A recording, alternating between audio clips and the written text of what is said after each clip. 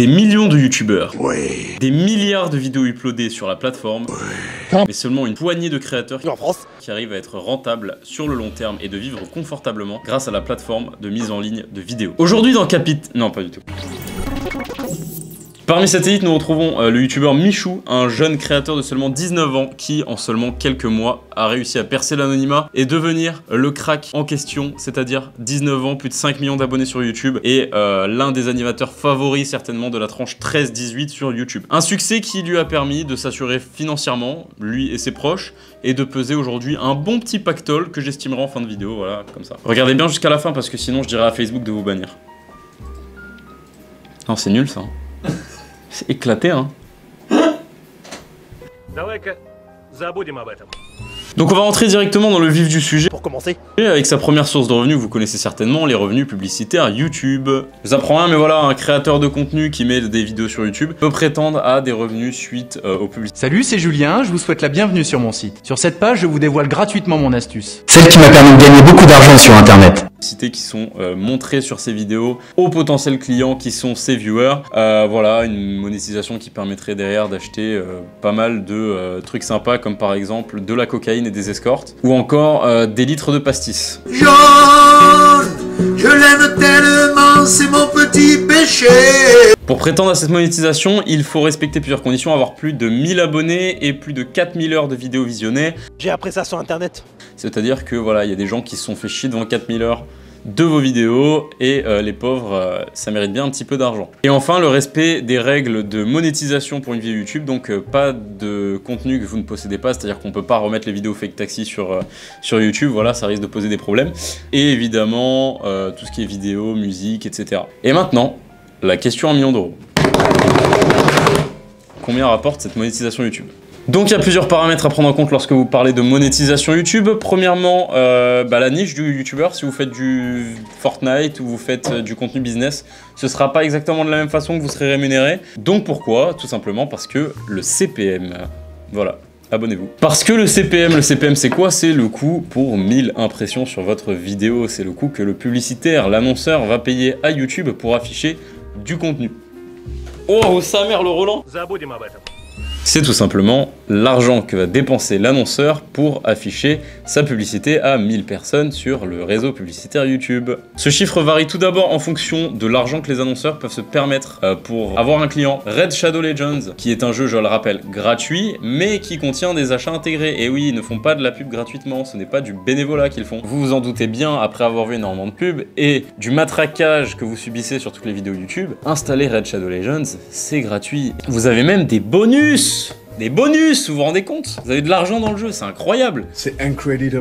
Tout ça pour que tout simplement vous puissiez accorder votre confiance à ce jeu, que vous puissiez démarrer dans de bonnes conditions et que vous puissiez derrière acheter les cartes ultra méga rares des champions qui sont proposés. Pour le coup, on va prendre un exemple. Imaginons qu'un joueur inscrit sur Raid Shadow Legends, on va dire qu'il rapporte environ 350 € au studio. Ce qui va être intéressant, c'est de déduire les 50% de charge plus ou moins du studio et de regarder combien il lui reste pour pouvoir faire sa publicité et être rentable. Ici, on va prendre un chiffre assez simple, on va dire environ 120 € pour qu'il soit rentable et qu'il fasse quand même du bénéfice. On va prendre à côté de ça un formateur en dropshipping qui vend une formation à plus de 1500 €. Et à part les charges sur les sociétés et les impôts, malheureusement, il n'a pas énormément de charges. Ce qui fait sur 1500 € assez peu et le formateur en dropshipping peut se permettre du coup d'utiliser entre 700 et 800 € par client pour être rentable. Donc forcément, il peut se permettre de dépenser plus d'argent que le studio de jeux vidéo, et donc forcément, ça va être beaucoup mieux au niveau du ressenti pour les youtubeurs. Deuxième chose, évidemment, si vous faites du gaming, il y a 1,5 milliard de chaînes gaming, dont Dylan du 59, c'est 13 ans,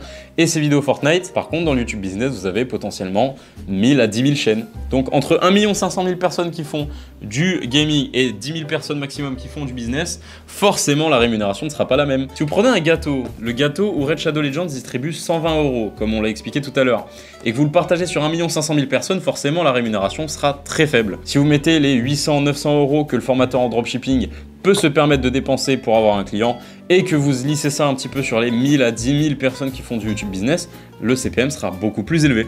C'est pourquoi les youtubeurs gaming aujourd'hui ont des CPM généralement entre 1 et 2 $ pour les mieux payés, et que les youtubeurs business ont des CPM entre 15 et 50 $. Mais dis donc, Jamy, quel rapport avec Michou?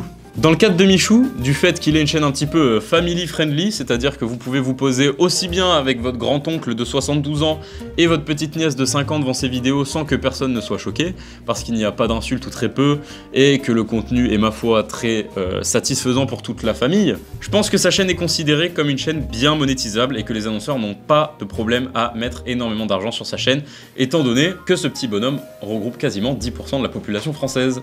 Je pense qu'il a un CPM entre 3 et 8 $. Alors du tournage de cette vidéo, Michou a à peu près 1,115 milliard de vues sur sa chaîne principale YouTube. On va dire qu'à peu près 55 à 60% de ses vues sont monétisées, étant donné que malheureusement vous ne pouvez pas avoir 100% de vues monétisées, puisqu'il existe Adblock et qu'il existe évidemment les pubs qui n'apparaissent pas sur les vidéos. L'avantage que Michou a parmi d'autres youtubeurs, comme par exemple le regretté Diablo X9, c'est qu'à l'époque Diablo X9 lui devait se taper Adblock parce que tout le monde regardait les vidéos sur son ordinateur. Aujourd'hui, tout le monde regarde ses vidéos sur le téléphone, donc forcément, ça devient plus compliqué pour Adblock. Ce qui fait que du coup, on peut prétendre à 55-60% des vues monétisées sur sa chaîne principale. En se basant sur une tranche base de 3 $ le CPM et avec les 670 millions de vues que nous avons du coup calculé juste avant, j'estime donc que son entreprise a fait rentrer pas moins de 2 millions de dollars depuis la création de la chaîne YouTube. Mais c'est pas tout, ce petit coquin, il a aussi une chaîne secondaire qui s'appelle Michou Off, et il a réalisé pas moins de 640 millions de vues dessus. Cette fois-ci c'est du gaming, donc le CPM comme je vous l'ai expliqué dans les 1-2 $, même si c'est du family friendly, soit plus ou moins 600-700 000 $ de chiffre d'affaires depuis la création de la chaîne, ce qui est tout simplement exceptionnel. On va dire qu'on tape au-dessus des 2 millions d'euros en quelques années, ce qui est exceptionnel. Deuxième source de revenus principale, les placements de produits. Bon, vous le savez certainement, mais les placements de produits pour les créateurs de contenu, c'est quelque chose de très récurrent. Ce genre de promotion, suivant la visibilité que vous pouvez rapporter à la marque, peut se monnayer en plusieurs dizaines de milliers d'euros, voire en quelques centaines de milliers d'euros si vous êtes un youtubeur américain très connu. Vous prenez un youtubeur comme David Dobrik, prend plus ou moins 250 à 300 000 $ par placement de produit, ce qui est énorme. Un placement de produit chez Michou, pour moi, doit être facturé entre 20 et 30 000 euros. Il fait en moyenne sur sa chaîne principale 2 placements de produits par mois, soit à peu près 50 000 euros de chiffre d'affaires mensuel qui tombe dans la poche de sa société. Soit à peu près 600 000 euros par an, ce qui encore une fois est énorme. Troisième source de revenus, le très important, code créateur Fortnite. Fortnite, c'est un petit peu voilà, le jeu qui a fait percer Michou, qui l'a fait passer de youtubeur qui met des coups de tête dans un meuble à superstar international. C'est un petit peu voilà, sa première mixtape qui a vendu plus de 100 000 albums et qui est disque de platine. C'est un petit peu voilà, le jeu qui l'a fait découvrir aux yeux de tous. Et c'est donc normal que El Famoso, code créateur de Michou, soit une de ses sources de revenus principales. Malheureusement, vous le savez, il est presque impossible de savoir combien de personnes ont utilisé son code, étant donné qu'il faut être tout simplement connecté sur son compte pour le savoir. La seule chose qu'on sait, c'est que chaque personne qui dépense 1 € dans la boutique Fortnite avec le code créateur soutient à hauteur de 5% le créateur qu'il a mentionné. Pour le coup, le potentiel de ce code il est infini, hein, puisqu'avec seulement 10 000 personnes qui mettent environ 100 € par an sur le jeu, Michou recevrait plus ou moins 50 000 € par an de la part du studio Epic Games. 10 000 personnes, c'est clairement pas ça. Hein. Le bonhomme a presque 6 millions d'abonnés, c'est clairement pas ça. J'estime, en étant assez conservateur, qu'au moins 400 000 personnes ont déjà utilisé son code créateur. En réalité, pour moi, ça va être autour des 700 000, 1 million. Avec en moyenne 100 € de dépensés par an, soit plus ou moins 8,20 € par mois, ce qui est très peu. Sachant qu'un skin sur Fortnite, je crois, vaut dans les 10 balles. Sur une année, ça fait grosso modo 40 millions d'euros de revenus sur Fortnite. Pas mal, 40 millions d'euros de revenus pour Fortnite, c'est ok. Et donc forcément, vous le savez, 2 millions d'euros dans la poche de l'entreprise de Michou. Encore une fois, c'est de la spéculation, donc on ne peut pas le savoir exactement, mais voici mes estimations les plus claires. Donc maintenant, place à, encore une fois, pas mal de spéculation, étant donné que c'est les sources de revenus secondaires qui, encore une fois, ne sont pas négligeables. La première, c'est le bouton rejoindre que vous avez en dessous des vidéos, qui est semblable, on va dire, aux abonnements Twitch. Ce sont des abonnements récurrents qui coûtent entre 5 et 50 € par mois sur la chaîne de Michou et qui permettent aux abonnés de recevoir voilà, des récompenses, des contreparties, des badges sur le chat par exemple, de ces lives, des dédicaces et autres avantages sympas. Des fois, ça va être des concours, des trucs du genre. On peut penser plus ou moins que, voilà, avec 40 000 viewers constants sur YouTube Gaming, on peut penser qu'il a au moins 5 à 10 000 abonnés constants sur son bouton rejoindre, soit en moyenne 60-70 000 € supplémentaires dans la poche de sa société, soit encore une fois 700 000 € par an. Peut-être un éventuel contrat YouTube Gaming qui se glisse glisse par là. Michou stream exclusivement sur YouTube Gaming, comme je vous le disais juste avant. On pourrait donc penser à un petit contrat d'exclusivité entre les deux. On se rappelle pour la plupart du casse du siècle de Ninja, le streamer américain, avec la plateforme Feu Mixer, puisqu'elle est décédée, pour un contrat d'une valeur de 30 millions de dollars sur 5 ans. Un contrat absolument hollywoodien, absolument abusé. Qui a laissé beaucoup de monde sans voix. On pourrait donc penser que voilà, un petit 500 000, 1 million par-ci par-là pour pouvoir faire rester les 40 000 viewers constants de Michou et donc taxer les dons et les abonnements. Serait un bon petit move du côté de la société californienne. Michou s'est mis à la musique en 2020, voilà, si vous le saviez pas, maintenant vous le savez, avec plus ou moins 70 millions de streams sur les plateformes de musique, voilà, j'ai regardé que sur Spotify.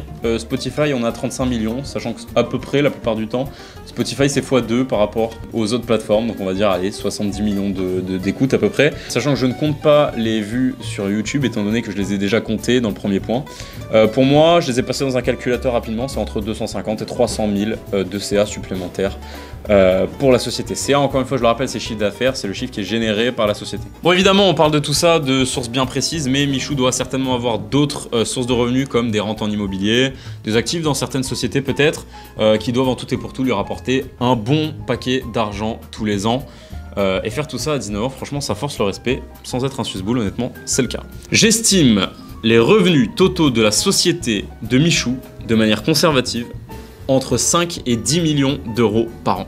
Donc depuis le début de la vidéo, je vous parle de société de Michou, mais en fait, en faisant quelques recherches sur internet, j'ai découvert qu'il était dans l'agence Talent Web qui appartient à Webedia. Et Webedia, ils travaillent pas gratuitement les bonhommes. Ils lui ont notamment fait un magnifique studio qui doit valoir voilà, plusieurs dizaines de milliers d'euros. Donc évidemment, vous pensez bien que ce contrat rapporte énormément d'argent à Webedia. En tout cas, c'est sûr qu'il y a un gros contrat avec 150 pages dedans qui mentionne plein de trucs et généralement qui prend le droit sur énormément de choses et qui donc prend énormément de revenus sur ce que le youtubeur génère. Voilà, généralement la plupart du temps les gens signent sans trop savoir pourquoi et se font vendre un petit peu monts et merveilles en échange de 30 ou 40% d'absolument tout ce qu'ils gagnent. Voilà, c'est une petite entourloupe mais il y a certains pour qui ça marche et Michou en fait partie. Cependant du coup, reste à savoir si Michou a signé un deal en 360 degrés, c'est-à-dire que tout est taxé par Webedia, même son nom de chaîne etc. appartient à Webedia, ou bien si c'est seulement sur les contenus sponsorisés qu'il mange. À ce chiffre, vous devez également rajouter des centaines d'impositions sur le revenu, sur les sociétés, la TVA, puisque Michou est bien dirigeant d'une SASU en France. Généralement, les montants de ces impôts sont colossaux quand vous faites rentrer les mêmes chiffres que ce petit bonhomme. Avec tous les éléments qu'on a abordés dans cette vidéo, je peux donner une estimation qui, pour moi, après impôt, Michou possède au moins entre 2 et 3 millions d'euros de fortune personnelle. N'oubliez pas encore une fois que tout ça n'est que spéculation, que je ne suis pas analyste financier, mais simplement un petit bonhomme qui fait de l'entrepreneuriat en ligne. Et encore une fois, c'est purement à but éducationnel. N'allez pas lui insulter sa mère ou quoi que ce soit parce qu'il gagne de l'argent. C'est normal de gagner de l'argent avec tout le contenu qu'il produit, tout le travail qu'il y a derrière sa chaîne YouTube. Le but de cette chaîne, n'oubliez pas, c'est de vous aider à trouver des manières de monétiser vos compétences ou vos audiences. Donc n'hésitez pas à vous abonner à cette chaîne et à mettre un petit pouce bleu et pourquoi pas à me donner des noms de youtubeurs, streamers, rappeurs. C'était votre Gatisé, au revoir.